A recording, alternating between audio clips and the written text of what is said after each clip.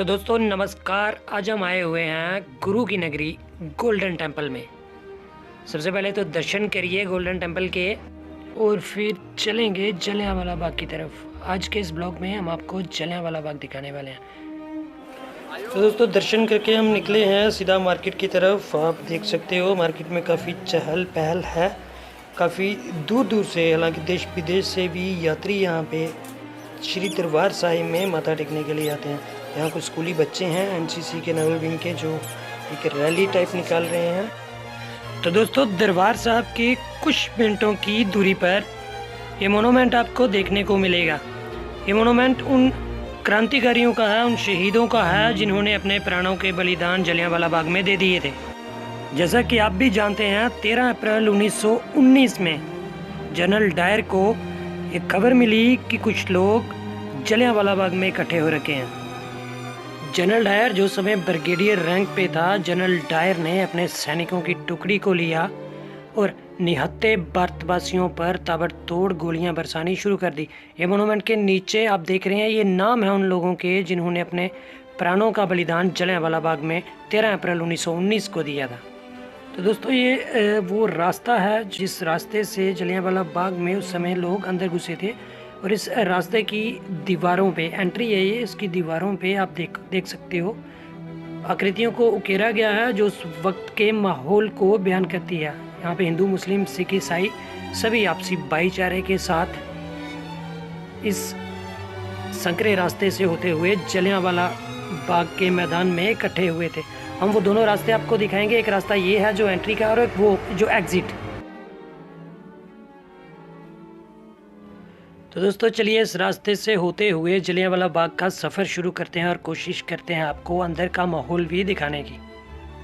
फिलहाल जो आप स्क्रीन पर देख रहे हैं ये आकृतियाँ उकेरी गई हैं उस वक्त के माहौल को दर्शाने के लिए कि कैसे सभी आपसी भाईचारे के साथ उस मैदान में इकट्ठा हुए थे बैसाखी के मौके पर।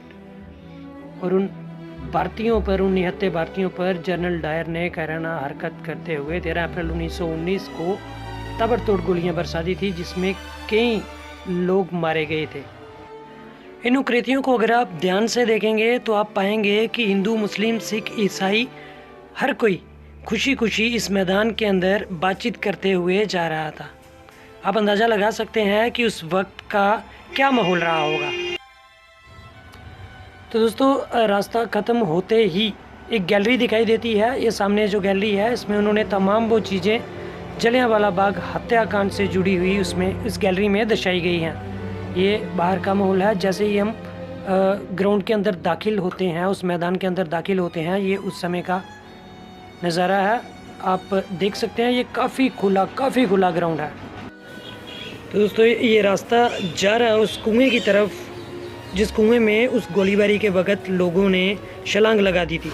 तो दोस्तों कुछ दूरी चलने पर हमें ये कुआं दिखाई दिया। ये वही कुआं है जिस कुएं में गोलीबारी के वक्त कई लोगों ने परिवार समेत छलांग लगा दी थी ताकि वो जनरल डायर की इस कायराना हरकत से बच सकें।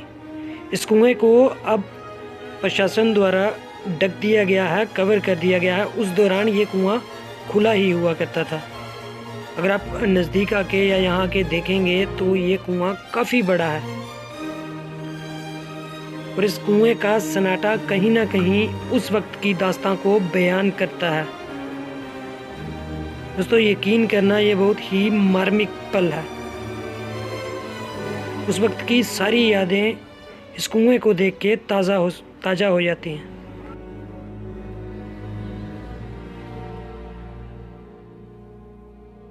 तो दोस्तों सामने ये गैलरी है। चलिए हम अंदर चलते हैं और देखते हैं कि इस गैलरी में क्या क्या है। तो दोस्तों गैलरी में आते ही हमें इस तरह की तस्वीर दिखती है।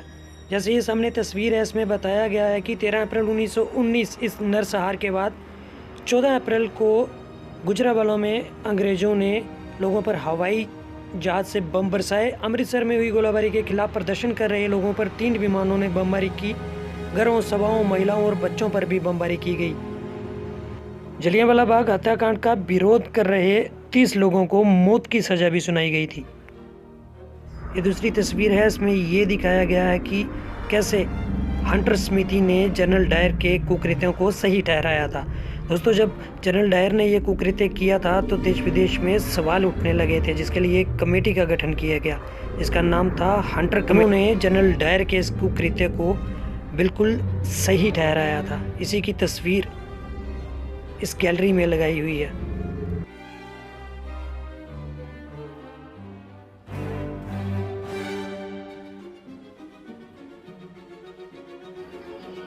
इसके बाद ये अगली तस्वीर है द कांग्रेस पंजाब इंक्वायरी 1919-1920 में। इंक्वायरी पंजाब कांग्रेस द्वारा बैठाई गई थी। इसकी भी एक तस्वीर यहाँ पे लगी हुई है। एक और तस्वीर ये गैलरी में लगी हुई है। इसमें बताया गया है कि मालवीय रिपोर्ट ने कैसे डायर के कुकृत्यों को उजागर किया था। उसी रिपोर्ट की एक तस्वीर यहाँ पे लगाई गई है।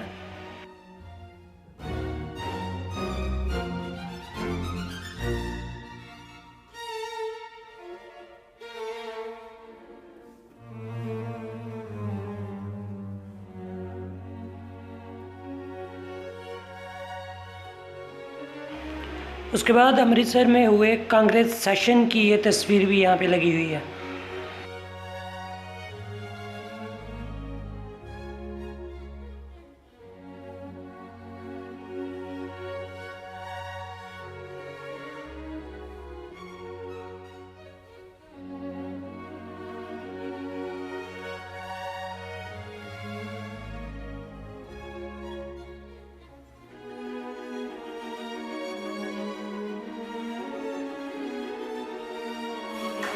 तो दोस्तों, ये दीवार कुएं के बिल्कुल पास है।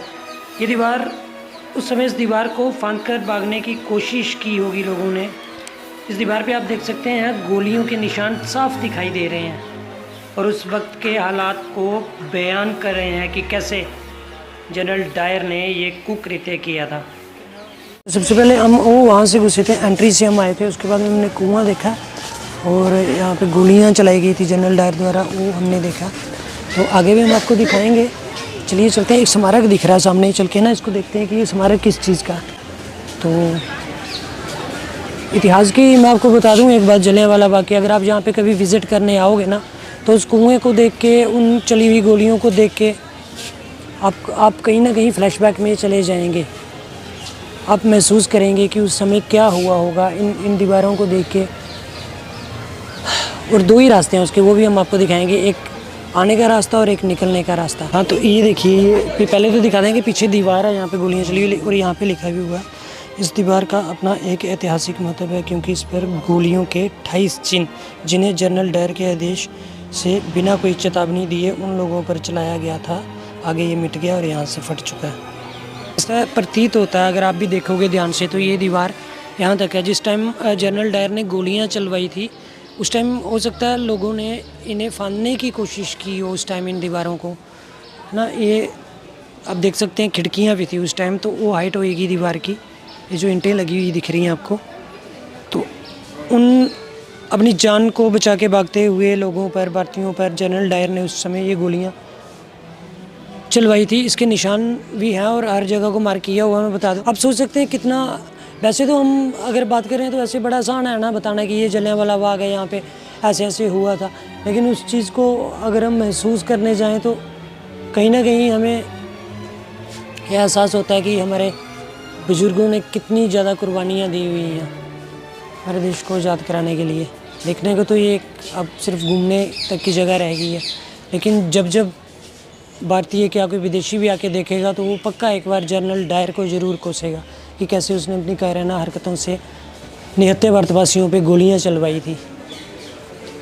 ये देखिए, है ना, ये दीवार होती होगी उस समय की, यहाँ से लोगों ने फांदने की कोशिश की होगी। एक एक इस जलियांवाला बाग की हम आपको बता दें, एक एक ईंट जो है ना वो खून से सनी हुई है। ये ईंटें, ये दीवारें, ये गवाह हैं उस वक्त की। हम में से तो कोई था उस समय नहीं था, लेकिन ये दीवारें जो है ना ये गवाही दे रही हैं जनरल डायर की। ये मंदिर जो है वो किस चीज़ का है वो हम देखेंगे। यहाँ पे भी गोलियों के निशान दिखाए हुए हैं। तो ये गहरा नीचे भी है यहाँ पे, आप ये देखिए, यहाँ से भी गोलियों के निशान हैं जो वो दिखाई दे रहे हैं।